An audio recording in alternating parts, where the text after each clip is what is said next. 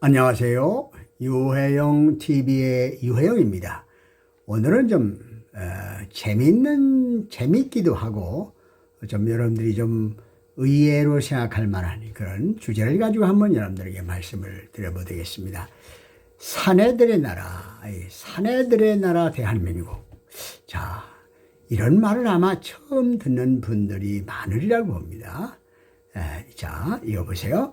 본인이 공부할 때 인류학을 한 학기 공부한 바가 있어요. 인류학이라는 것은 학문은 종족을 연구하는 학문입니다. 인류학이라는 학문이 일본인을 연구한 국화와 칼이라는 미국인 학자가 저술한 유명한 인류학 책이 있죠. 이것을 읽어보면 일본이 어떠한 성향을 가진 민족인가를 알 수가 있습니다. 국화와 칼. 국화는 일본의 나라꽃입니다. 일본의 나라꽃이 사쿠라라고 하나요? 벚꽃인 줄 아는데 벚꽃이 아니고 일본의 나라꽃은 국화입니다. 우리나라 사람을 연구한 조선인이라는 일본인 학자가 쓴 책이 인류학책으로 또 유명하죠. 이 두 책을 읽어보면 여러 가지 새로운 지식을 얻게 됩니다. 조선인이라는 책은 원래 비밀로 보관되어 오다가 근래에 식민지 조선인을 논하다라는 번역서가 나와 있어요. 한번 여러분 읽어보시기 바랍니다. 본인이 공부할 때 인류학 강의 시간에 교수님께서 한국은 사내들이 사는 나라라는 평가를 받는다. 자, 이런 말을 했어요. 이 사내들, 사내란 말을, 사내라는 의미는 뭡니까? 여러분 잘 그냥 그대로 호탕하다는 말인데, 호탕하고 통이 크고 솔직하며, 직선적이고 솔직하며 활발하다고 씩씩한 다는 말입니다.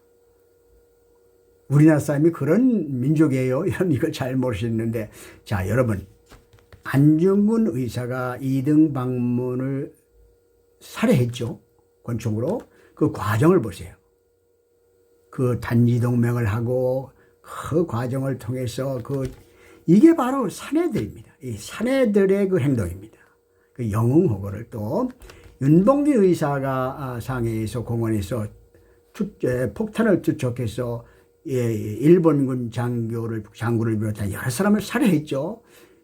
이것도 사내들이 하지 않으면, 사내들이 아니면 못하는 거죠. 윤봉길 의사가 집을 떠나면서 이런 말을 했다고 하죠. 대장부가 집을 나섰다면 어찌 살아서 돌아오리요. 자, 바로 이게 우리 조상들의 그 사내다움, 사내들의 행동이죠. 등잔 밑이 어둡다고 우리 자신을 잘 모르는 경우가 있어요. 본인이 외국에서 7년간 일을 하고 활동을 한 적이 있는데, 외국에서 생활을 해보면 우리나라 사람들이 얼마나 솔직하고 직선적이고 호탕한지 알게 됩니다.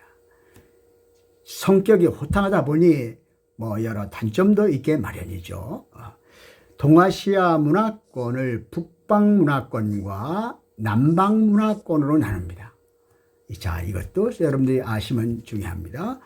북경을 시작으로 몽골, 만주, 우리나라가 북방 문화권에 속하고, 남방 문화권은 상해를 시작으로 우리나라 호남 지방과 일본이 이에 속한다.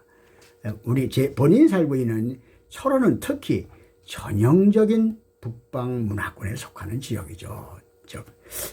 참 철원 사람들 관찰해보면 참 사내들이다 이렇게 말할 수가 있어요. 자, 북방과 남방의 두 문화는 서로 다른 특성이 있어요. 북방 문화권에는 유교적 사회 질서를 중시합니다. 그리고 정치적 영웅호거를 지향해요. 그들이 그런 걸 무술도 발기술을 중심으로 발달해요. 발기술 중심이니까 태권도란 얘기죠. 자, 북방 문화권에서 영웅호거를, 그런 영웅적인 그런 것을 아주 좋아하고 그쪽으로 나간다. 바로 안중근 의사 또 윤봉길 의사, 이 두 분이 하는 것이 바로 대표적인 북방 문화권의 사나이들의 행동입니다. 멋있죠? 따라서 북방 문화를 사내들의 문화라고 말할 수 있습니다. 자, 이해하시겠습니까? 한중일 가운데 특히 우리나라가 남성 중심의 유교적 전통이 월등하다고 합니다. 과연 사내들의 나라인 것입니다. 그러면 남방문화권에서는 도교적 개인주의 성향이 있으며 또 경제적 상업이 발달하고 문학과 예술을 추구한다고 합니다. 또 무술은 손기술 중심으로 발달했다고 해요. 여러분들 뭐 이 소림사의 그 무술 보면 손이 이렇게 아주 현란하죠. 이렇게 그 남방 문화에서는 주로 그렇다고 합니다. 따라서 남방 문화를 섬세한 여성적 문화라고 할 수 있습니다. 우리 사회가 집단적 사회 질서를 중시하고 성격이 직설적이고 소탕하고 호탕하다 보니 몇 가지 고칠 점이 있어 보입니다. 한국인들은 나이를 앞세우는 경향이 있어요. 나이를. 내가 80평생인데 이런 건 처음 봤다라든지 이렇게 나이를 앞세우는 경향이 있고, 그것이 이제 장유유서의 전통적 가치관에서 온 것인데, 사실은 나이보다는 능력이 더 중요하고 위계보다는 소통이 더 중요한 사회가 되었습니다. 어떤 계급을 위계 질서를 세워서 질서를 세우는 것보다는 이 소통이 훨씬 더 중요하죠. 그리고 우리들은 다른 사람의 나이라든지 결혼했니 안 했니, 자식이 있냐 없니, 자식이 뭐하냐, 이런 사사로운 것에 쉽게 관심을 보이고 질문을 한다고 합니다. 이런 것은 서양 사람들, 또 일본이나 서양 사람 이런 선진 사회에서는 거의 이런 것은 묻지 않는 것이 보통입니다. 또 한국인들은 서로 비교하며 심한 질투와 경쟁을 하는 경향이 있다고 합니다. 사회 발전이라는 긍정적 측면이 없지는 않으나 사회 불안 요소가 되기도 합니다. 자, 이렇게 북방 문화권과 남방 문화권은 아주 상당히 다른 면이 있어요.